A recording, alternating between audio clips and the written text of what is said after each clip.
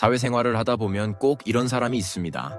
나이도 지긋하고 남부러울 것 없는 처진데도 커피 한 잔 안 사고 무조건 입만 들고 오는 분들 말이죠. 겉으로는 허허실실 웃으며 잘 먹었다고 말하지만 그 뻔뻔한 모습에 속이 뒤틀렸던 경험 한 번쯤 있으실 겁니다. 그런데 여러분, 정말 그 사람이 공짜로 밥을 먹어서 이득을 본 걸까요? 사실 그 찰나의 순간, 얻어먹는 사람의 뇌 안방 비밀번호는 상대방에게 통째로 넘어가 버린 상태입니다. 주인인 나는 밖에서 서성이고 남의 호의가 내 뇌 거실에서 마음대로 리모컨을 쥐고 흔드는 꼴이죠. 오늘 제가 알려드릴 건 왜 얻어먹는 습관이 당신의 인생을 망치는지, 그리고 왜 계산대 앞에서 먼저 지갑을 여는 사람이 결국 승리할 수밖에 없는지에 대한 뇌과학적 진실입니다. 흔히 가성비를 따지며 얻어먹는 걸 능력이라고 착각하지만 이건 엄청난 착각입니다.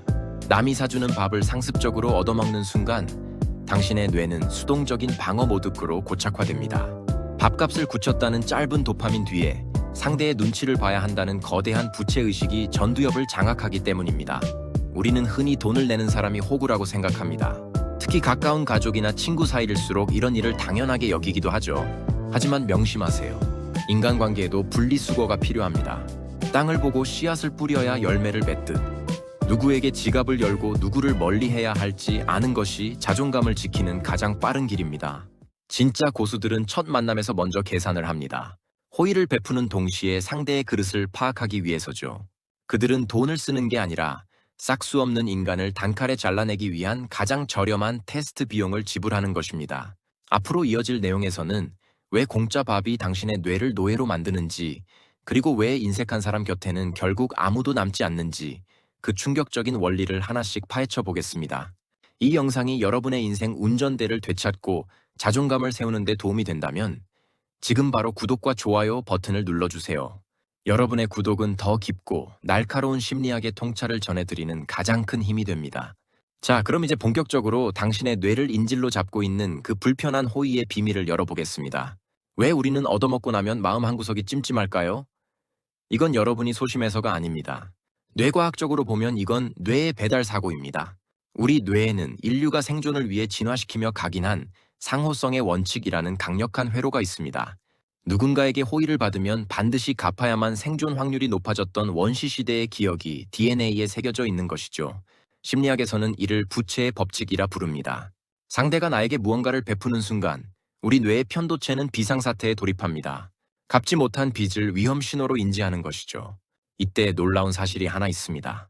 뇌는 사회적인 부채감과 실제 신체적인 고통을 구분하지 못한다는 겁니다. 단톡방에서 무시당했을 때 활성화되는 전대상 피질이 얻어먹고 갚지 못했을 때의 찜찜함 속에서도 똑같이 타오릅니다. 즉, 당신이 공짜 밥을 씹고 있는 그 순간에도 당신의 뇌는 심리적 통증을 느끼며 비명을 지르고 있는 셈입니다. 더 심각한 건 뇌 에너지의 소모입니다. 얻어먹는 사람의 뇌는 겉으로는 편해 보이지만 속으로는 엄청난 과부하 상태에 빠집니다. 상대방의 표정 하나, 말투 하나를 분석하느라 에너지를 다 써버리기 때문이죠. 저 사람이 나를 어떻게 생각할까? 내가 너무 비싼 걸 골랐나? 하는 잡생각들이 뇌의 디폴트 모드 네트워크를 과하게 활성화합니다. 정작 내 인생을 창조하고 결정해야 할 에너지가 남의 눈치를 보는데 다 새나가는 겁니다. 반면 계산하는 사람의 뇌는 명쾌합니다. 내가 대접했다는 자기 효능감이 뇌의 사령탑인 인슐라를 자극합니다.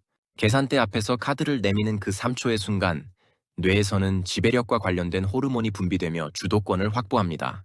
하지만 얻어먹는 사람의 뇌에서는 스트레스 호르몬인 코르티솔이 미세하게 치솟으며 스스로를 수혜자, 즉 서열 아래의 존재로 인식하게 만듭니다. 이 비용은 결국 당신의 심리적 주권이라는 이름으로 청구됩니다. 억지로 얻어먹으려 노력하지 마세요. 그럴수록 당신의 뇌는 점점 더 무력해지고 타인의 말 한마디에 흔들리는 약한 상태가 될 뿐입니다. 그렇다면 왜 어떤 사람들은 이 굴레를 끊지 못하고 계속해서 호구로 전락하는 걸까요? 우리 뇌가 어떻게 타인에게 종속되는지 그 뒤틀린 주도권의 무서운 실체를 더 깊이 파헤쳐 보겠습니다. 왜 얻어먹는 행위가 단순한 식사를 넘어 주도권의 문제로 이어질까요? 심리학에는 사회적 교환 이론, theory이라는 개념이 있습니다. 모든 인간관계는 비용과 보상의 계산 아래 이루어진다는 이론이죠. 여기서 핵심은 비용을 지불하지 않는 자는 무의식적으로 자율성을 담보로 내놓게 된다는 사실입니다. 흥미로운 심리학 실험이 하나 있습니다. 사회심리학자들은 집단 내에서 항상 대접을 받는 사람과 대접을 하는 사람의 뇌를 관찰했습니다. 결과는 충격적이었습니다. 지속적으로 얻어먹는 사람의 뇌에서는 타인의 의중을 살피는 거울 뉴런이 비정상적으로 과활성화되었습니다. 상대가 시키지도 않았는데 스스로 상대의 기분을 맞추기 위해 뇌 에너지를 쏟아붓는 것이죠. 반면 먼저 계산하는 사람의 뇌는 자기 참조적 처리가 강화되었습니다. 즉, 남이 나를 어떻게 볼까를 고민하는 게 아니라 내가 이 관계에서 무엇을 할 것인가를 결정하는데 뇌가 최적화되는 것입니다. 여러분은 주변에서 항상 얻어먹기만 하는 사람을 본 적이 있을 겁니다. 어느 순간 그 사람의 목소리는 작아지고 결정적인 순간에 선택권은 항상 계산하는 친구에게 돌아가죠. 뭐 먹을래? 라는 질문에 아무거나 라고 답할 수밖에 없는 비극. 그것은 바로 뇌의 주도권이 거세되었기 때문입니다. 뇌과학적으로는 이를 내측 전전두엽의 기능 저하로 설명할 수 있습니다. 이 부위는 나와 남을 명확히 구분하는 역할을 합니다. 건강한 뇌는 상대가 기분이 안 좋네 하고 관찰만 하지만, 주도권을 잃은 뇌는 상대의 기분이 안 좋으니 내가 뭘 잘못했나 하고 모든 원인을 내게로 변환해버립니다.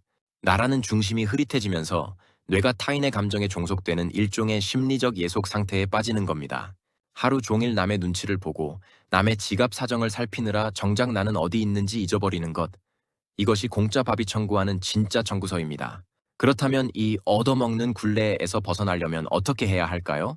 무조건 돈을 많이 써야 할까요? 아닙니다. 답은 의외로 간단합니다. 의지가 아니라 뇌의 주소를 바꾸면 됩니다. 남의 호의가 아니라 나의 감각을 새로운 주소로 등록하는 것이죠. 뇌는 말을 믿지 않습니다. 뇌는 오로지 감각을 믿습니다. 지금부터 뇌의 운전대를 되찾는 5초 전략을 알려드리겠습니다. 여러분, 거친 파도가 치는 바다 위에 떠 있다고 상상해 보세요. 파도는 남의 말, 남의 호의, 남이 사주는 밥입니다. 여러분은 파도를 피하려고 이리저리 헤엄치는데 헤엄칠수록 더 지치죠. 파도는 끝이 없으니까요. 그럼 어떻게 해야 할까요? 파도 위에서 헤엄치지 말고 바다 밑으로 잠수하세요. 수면 아래 3m만 내려가면 파도는 사라집니다. 그 고요한 곳이 바로 내 몸의 감각입니다. 방법은 아주 구체적입니다. 누군가 나에게 생색을 내며 밥을 샀거나 호의를 무기로 나를 휘두르려 할 때 딱 5초만 바다 밑으로 잠수하세요. 첫 번째, 지금 당장 손바닥의 온도를 느껴보세요. 따뜻한가요? 차가운가요? 두 번째, 엉덩이가 의자에 닿은 느낌에 집중하세요. 어느 부분이 더 무겁게 느껴지나요? 세 번째, 발바닥이 바닥을 누르는 감각을 확인하세요. 이 세 가지를 하는데 딱 5초면 충분합니다. 이 순간 여러분 뇌의 에너지는 디폴트 모드 네트워크에서 인슐라로 이동합니다. 남의 눈치를 보느라 과거를 되새기고 미래를 걱정하던 에너지가 지금 여기 내 몸을 느끼는 쪽으로 흐르는 겁니다. 뇌는 두 가지 일을 동시에 못합니다. 이걸 상호 억제라고 부르죠. 내 몸의 감각에 집중하는 순간 상대에게 느끼는 부채감이나 잡생각은 자동으로 멈춥니다. 실제 사례를 하나 들어보겠습니다. 직장인 김 씨는 항상 커피를 사주며 무리한 부탁을 하는 선배 때문에 괴로워했습니다. 얻어먹은 게 있으니 싫은 소리도 못했죠. 하지만 이 기술을 배운 뒤 달라졌습니다. 선배가 커피를 내미는 순간 김 씨는 자동으로 손바닥의 온도를 느꼈습니다. 등초, 그리고 속으로 이렇게 중얼거렸습니다. 이 호의, 놀랍게도 그게 끝이었습니다. 예전처럼 하루 종일 선배의 눈치를 보지 않았습니다. 감정적으로 무너지지 않으니 거절도 쉬워졌죠. 선배가 무리한 부탁을 할 때 침착하게 그건 어렵겠습니다 라고 말할 수 있게 된 겁니다. 이 훈련은 한 번으로 끝나지 않습니다. 뇌는 평생 변할 수 있지만 새로운 길을 내려면 반복이 필요합니다. 매번 5초씩 잠수하고 구분하세요. 상대의 호의는 상대의 것, 내 인생의 주권은 나의 것. 이렇게 2주만 반복해도 뇌는 물리적으로 재배선됩니다. 그렇다면 이렇게 뇌를 재배선한 사람들에게는 어떤 놀라운 미래가 기다리고 있을까요? 그 변화의 결말을 확인해 보겠습니다. 여러분, 이 훈련은 한 번 하고 끝나는 게 아닙니다. 뇌는 평생 변할 수 있지만 동시에 평생 관리해야 하는 정원과 같습니다. 스트레스가 심한 시기나 중요한 만남이 있을 때 뇌는 다시 옛날 습관으로 돌아가려 할 겁니다. 또다시 남이 날 어떻게 볼까 하는 생각이 고개를 들겠죠. 그럴 때마다 다시 딱 5초만 투자하세요. 손바닥의 온도, 엉덩이의 압력, 발바닥의 감각, 그리고 중얼거리세요. 운전대는 내가 잡고 있어. 그러면 뇌는 다시 기억해낼 겁니다. 아, 맞다. 주인이 여기 있었지. 이 훈련을 시작하고 2주가 지났다고 가정해 봅시다. 여러분은 하루에 몇 번씩 5초 잠수를 했고 남의 감정과 나의 것을 구분했습니다. 처음에는 큰 변화가 없는 것 같겠지만 어느 날 아침 기적 같은 일이 벌어집니다. 평소 무리한 부탁을 하며 생색내던 사람과 마주쳤을 때 예전 같으면 심장이 쿡 내려앉고 온종일 괴로워했겠지만 오늘은 다릅니다. 순간적으로 가슴이 철렁하다가도 자동으로 손바닥의 온도를 느낍니다. 5초, 그리고 속으로 생각하죠. 저 사람 욕심은 저 사람 거. 놀랍게도 그게 끝입니다. 예전처럼 하루 종일 그 일을 끌고 가지 않습니다. 3초 만에 상황이 종료되는 것이죠. 6개월 후, 당신은 이런 변화를 경험합니다. 더 이상 퇴근 후 오늘 있었던 대화를 반추하며 괴로워하지 않아요. 인색한 사람에게 느꼈던 불쾌함이나 내가 호구 잡혔던 기억들이 머릿속에서 자동 삭제됩니다. 중요한 건 오늘 내가 무엇을 했는가이지 남들이 나를 어떻게 평가했는가가 아니라는 걸 몸으로 알게 되는 겁니다.